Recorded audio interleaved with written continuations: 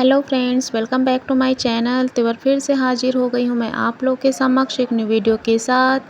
Friends, आज की video में मैं लेकर आई हूँ हमारे देश की कोकिला लता मंगेशकर के जीवन परिचय के बारे में बताऊँगी अपने इस वीडियो के माध्यम से। दोस्तों, उनकी आयु कितनी थी, प्रारंभिक जीवन क्या था उनका, और शिक्षा, परिवार, गायन, करियर सब कुछ बताऊँगी। दोस्तों, लता मंगेशकर जी जो हैं उनको हमेशा हम याद करते हैं और हमेशा वो हमारे दिलों में राज करती हैं। तो आज उन्हीं से जुड़ी हुई कुछ जानकारी मैं लेकर यहाँ पर आई हूँ। दोस्तों, लता मंगेशकर जी दुनिया भर के संगीत प्रेमियों के लिए एक बड़ा नाम है और आज मैं उनके इस जीवन परिचय के बारे में अपने इस वीडियो में बताऊंगी। दोस्तों, लता मंगेशकर जी जो हैं उनकी जन्म तिथि 28 सितंबर 1929 को हुई थी और उनका जन्म स्थान भारत के इंदौर शहर में था और वर्तमान निवास उनका मुंबई में था। अन्य नाम उनके क्या थे? सुरों की रानी, भारत की कोकिला, जो कि बहुत ही सुप्रसिद्ध नाम थे इनके। और उनके माता पिता का नाम दीनानाथ मंगेशकर और माँ का नाम शेवंती मंगेशकर था। भाई बहन में मीना, आशा, उषा और हृदय नाथ थे। और पेशा उनका जो था दोस्तों वह पार्श्व गायक, संगीत निर्देशक और निर्माता। वैवाहिक स्थिति जो थी वह अविवाहित थी दोस्तों, आप सभी लोग जानते हैं। और उनको कौन कौन से पुरस्कार से सम्मानित किए गए, जिसमें कुछ गिने चुने नाम मैं बताती हूँ आपको कि राष्ट्रीय फिल्म पुरस्कार, BFJ पुरस्कार, सर्वश्रेष्ठ महिला पार्श्व गायिका के लिए फिल्म फेयर पुरस्कार, फिल्म फेयर विशेष पुरस्कार। दोस्तों, महान पार्श्व गायिका लता मंगेशकर अपने विशिष्ट आवाज़ और 3 सप्तकों से अधिक तक फैली गायन क्षमता के लिए विख्यात थी। और जैसा कि मैं आपको बता दूं दोस्तों कि उनके पिता एक प्रसिद्ध मराठी रंगमंच व्यक्तित्व थे, जिन्हें मास्टर दीनानाथ के नाम से भी जाना जाता था। उन्हें कम उम्र में ही संगीत से परिचय हो गया था और 13 साल की उम्र में उन्होंने बसंत जोगलेकर की मराठी फिल्म किती हसाल के लिए अपना पहला गाना रिकॉर्ड किया था। दोस्तों, मैं आपको बता दूं कि लता मंगेशकर का जन्म का नाम जो था वो हेमा था। बाद में उनके माता पिता ने उनका नाम बदलकर लता रख दिया था। और लता मंगेशकर जो थे दोस्तों वो 6 दशक से ज़्यादा करियर में वो अपने बॉलीवुड की कई प्रमुख अभिनेत्रियों की आवाज़ कर चुकी हैं। इसमें कोई संदेह नहीं कि भारतीय फिल्म संगीत पर उनका अभूतपूर्व प्रभाव था। दोस्तों, लता मंगेशकर जब 13 साल की थी तब 1942 में दिल का दौरा पड़ने से उनके पिता की मृत्यु हो गई थी और नवयुग चित्रपट फिल्म कंपनी के मालिक मास्टर विनायक या फिर कह लें कि विनायक दामोदर कर्नाटकी ने उनकी देखभाल की। वे मंगेशकर परिवार की करीबी दोस्त थे। उन्होंने लता को गायिका और अभिनेत्री के रूप में करियर शुरू करने के लिए मदद की थी।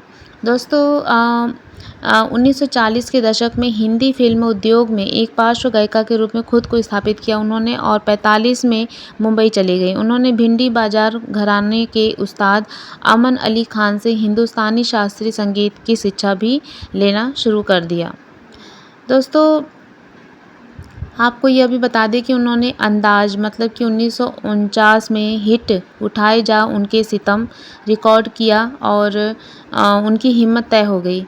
इस बिंदु से उन्होंने नरगिस और वहीदा रहमान से लेकर माधुरी दीक्षित और प्रीति जिंटा तक हिंदी सिनेमा की हर पीढ़ी का प्रतिनिधित्व करने वाली हर प्रमुख अग्रणी महिला को अपनी संगीतमय आवाज़ दी। उनकी गायकी ने महल 1949, बरसात 1949, मीना बाजार 1950, आधी रात 1950, छोटी भाभी 1950 जैसी व्यावसायिक फिल्मों में बड़ा योगदान दिया है। 1961 में दोस्तों लता मंगेशकर के द्वारा बर्मन के सहायक जयदेव के लिए अल्लाह तेरो नाम और प्रभु तेरो नाम नामक 2 लोकप्रिय भजन रिकॉर्ड किए गए थे। उनने 1962 में हेमंत कुमार के द्वारा रचित 20 साल बाद के गीत कहीं दीप जले कहीं दिल के लिए अपना दूसरा फिल्म फेयर पुरस्कार दिया गया। दोस्तों, 1963 में भारत चीन युद्ध की पृष्ठभूमि में लता जी ने एक देशभक्ति गीत भी गाया था। यह गीत तत्कालीन प्रधानमंत्री जवाहरलाल नेहरू की मौजूदगी में गाया गया था, जिसका नाम था ऐ मेरे वतन के लोगों। कहा जाता है कि इस गीत को सुनकर पूर्व प्रधानमंत्री जवाहरलाल नेहरू की आंखों में आंसू आ गए थे। हार्डिकर से मंगेशकर कैसे बनी? दोस्तों, पंडित दीनानाथ का सरनेम हार्डिकर था, जिसे बदलकर उन्होंने मंगेशकर कर दिया। वे गोवा में मंगेशी के रहने वाले थे और इसके आधार पर उन्होंने अपना नाम सरनेम चुना। लता के जन्म के समय उनका नाम हेमा रखा था, जिसे बदलकर लता रख दिया गया। यह नाम दीनानाथ को अपने नाटक भावबंधन के लिए एक महिला किरदार लतिका के नाम से सूझा। और आपको बता दें दोस्तों कि लता मंगेशकर जो थी वो स्कूल क्यों नहीं गई। बचपन से ही लता को घर में गीत, संगीत और कला का माहौल मिला और वे उसी ओर आकर्षित हुईं। 5 वर्ष की उम्र में ही लता को उनके पिता संगीत का पाठ पढ़ाने लगे। उनके पिता के नाटकों में लता अभिनय भी करने लगी। लता को स्कूल भी भेजा गया, लेकिन पहले ही दिन उनकी टीचर से अनबन हो गई। लता जी अपने साथ अपनी छोटी बहन आशा जी को स्कूल लेके गईं। टीचर ने आशा को कक्षा में बैठने की अनुमति नहीं दी। इससे लता जी को गुस्सा आ गया और वे फिर कभी स्कूल नहीं गईं। दोस्तों, 13 वर्ष की उम्र में आ गया था परिवार का बोझ उन पर। जैसा कि मैंने आपको पिछले अभी बताया कि स्क्रिप्ट में कि 1942 में लता मंगेशकर पर मुसीबतों का पहाड़ टूट पड़ा था, जिसमें कि उनके पिता की मृत्यु हो गई थी और परिवार का पूरा कार्यभार जो था वो उनके ऊपर आ चुका था। और लता जो थी परिवार का बोझ उठाना चाहती थी और नवयुग चित्रपट मूवी कंपनी के मालिक, जैसा कि आपको बताया कि मंगेशकर परिवार को बहुत अच्छे से जानते थे और उन्होंने उनको मतलब कि सपोर्ट किया। इसके अलावा दोस्तों, लता जी को सदाशिवराव नेवरकर ने एक मराठी फिल्म में गाने का अवसर भी 1942 में दिया। खुद की शैली लता ने की थी विकसित। जी हाँ दोस्तों, लता जी जो थी वो जब पार्श्व गायन के क्षेत्र में अपना करियर बना रही थी, तभी नूरजहां, शमशाद बेगम जैसी गायिकाओं का बोलबाला था। लता पर भी इन गायिकाओं का प्रभाव था और वे उसी शैली में गाती थीं। लता समझ गई कि यदि उन्हें आगे बढ़ना है तो अपनी शैली विकसित करनी होगी और उन्होंने यही किया।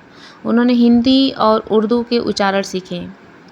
आएगा आने वाला से नहीं देखा पीछे मुड़कर। जी हाँ दोस्तों, 1949 में एक फिल्म रिलीज हुई थी महल। इसमें खेमचंद्र प्रकाश ने लता से आएगा आने वाला गीत गवाया, जिसे मधुबाला पर फिल्माया गया था।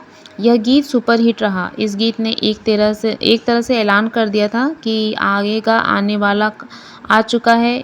यह गीत लता के बेहतरीन गीतों में से एक माना जाता है और आज भी सुना जाता है। दोस्तों, 1950 और 70 का बेहतरीन दौर। 1950 और 70 का दौर भारतीय फिल्म संगीत के लिए बेहतरीन माना जाता है, जब एक से बढ़कर एक गायक, संगीतकार और गीतकार और फिल्मकार थे। सबने मिलकर बेहतरीन फिल्में और संगीत रचा और लता मंगेशकर के स्वरों में ढलकर एक से बढ़कर एक गीत सुनने को मिला। सभी के परिवार का हिस्सा रही हैं लता मंगेशकर जी। जी हाँ दोस्तों, लता मंगेशकर हमेशा अपने सौम्य स्वभाव के लिए जानी गई हैं।